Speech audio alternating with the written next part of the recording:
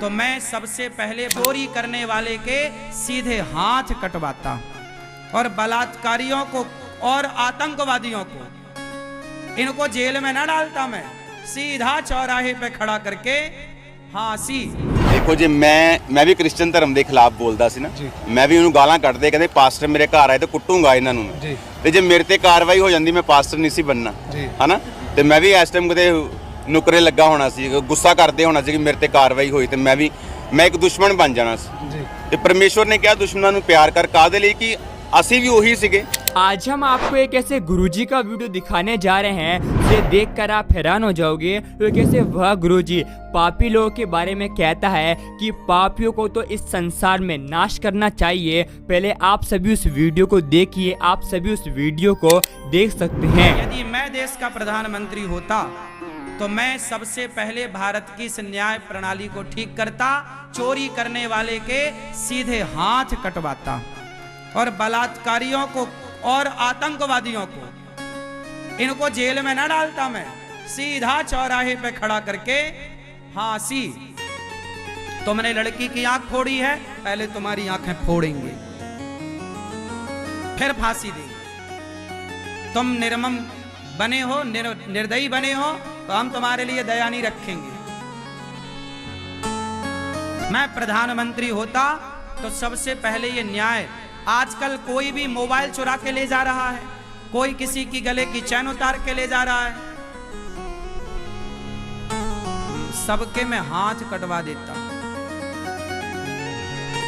फिर होते भला चोरी, ताला बिकना, मैं जिस दिन प्रधानमंत्री बन गया भारत में ताला नहीं बिकेगा, क्योंकि ताला कोई लगाएगा नहीं, जरूरत ही नहीं है, कोई चोरी करने की हिम्मत नहीं करेगा, कोई किसी के घर में घुसने की हिम्मत नहीं करेगा, ताला का व्यापार ठप हो जाएगा, ताला की कोई जरूरत नहीं।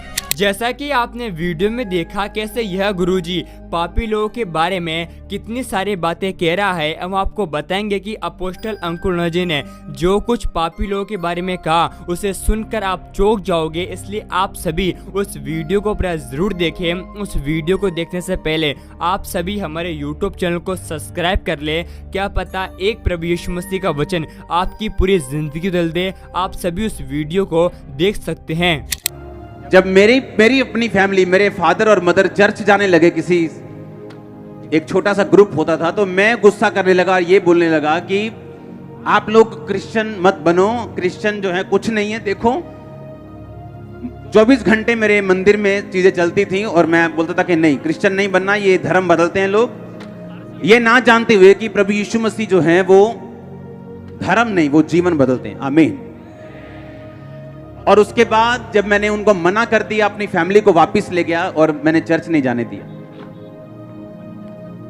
2004 में मुझे कुत्ते ने काटा और मैं मेंटली अपसेट हो गया, अटैक होने शुरू हो गए। डॉक्टर्स के बाद डॉक्टर्स जिन पे मुझे मान था, सब जगहें, सब चीजें, सब जगह घूम लिया और सुसाइड करने वाला था जिस दिन, सारी अकड़ निकल चुकी थी।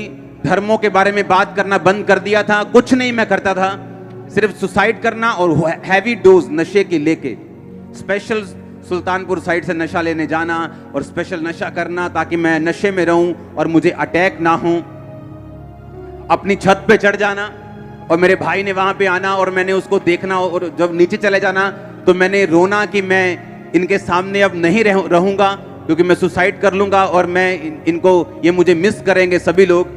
अपने घर में मैं आया, अपने बेडरूम में जाने लगा क्योंकि उस टाइम मेरा पूरा मन बन चुका था, मैंने कहाँ जाना है, कौन से फाटक पे जाना है, ट्रेन के नीचे सुसाइड करना है, नशा ज्यादा करके जाना है, पूरा प्लान बन गया।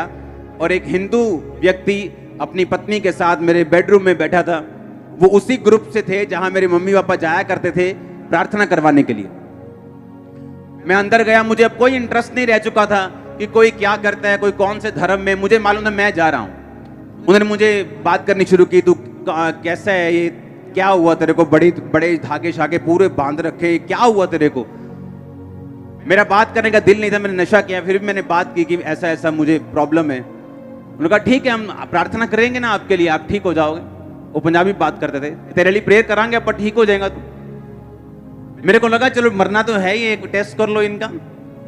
आप इमेजिन करो, रात के 8 बजे बाइक पर, मेरे पास बाइक होता था पैशन, रात को 8 बजे बाइक पर नशा करके मैं उनका घर देखने गया जहां वो चर्च लगाते थे, और नशा किया हुआ अंदर में गया और मेरे सिर पर हाथ रख के प्रार्थना हुई, और पहली प्रार्थना में जो मुझे करंट लगा, मुझे मालूम था कि कुछ तो है।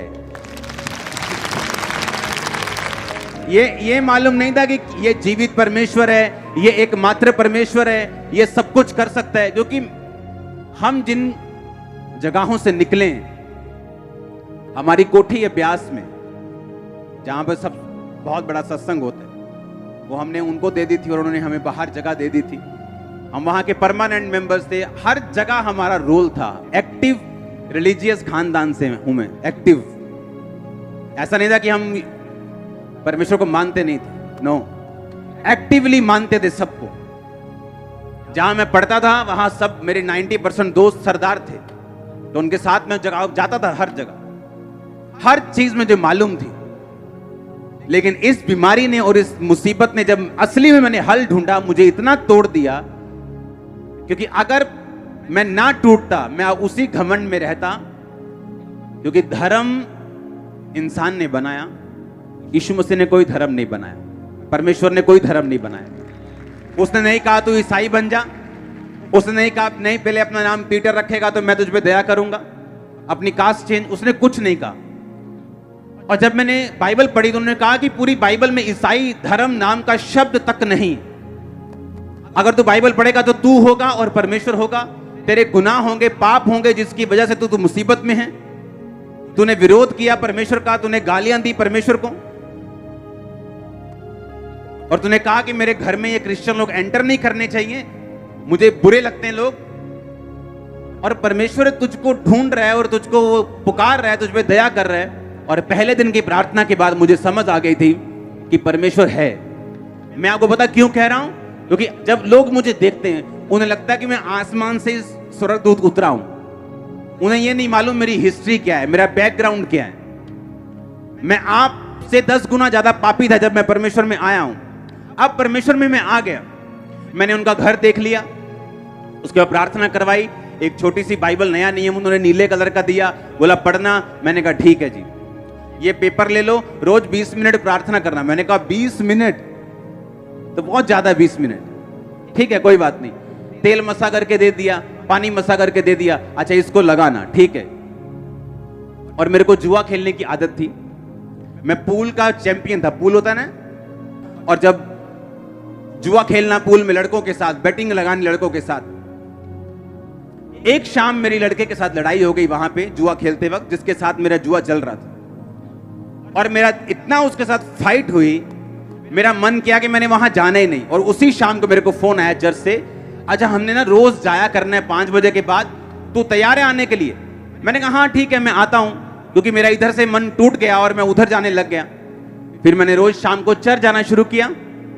सुनो मेरी बात, मैं कैसे बदला हूं मैं आपको बता रहा हूं। मैं एकदम से नहीं बदला हूं, मसीह में आने के बाद भी, तौबा करने के यानी पहली प्रार्थना होने के बाद भी कमियां मुझे छोड़ के नहीं गई।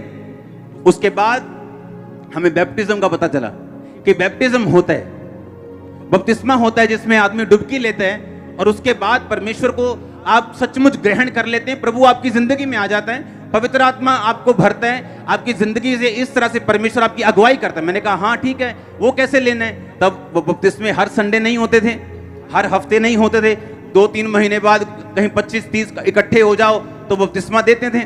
मैंने कहा ठीक है मैं बपतिस्मा लेने के लिए तैयार हूं।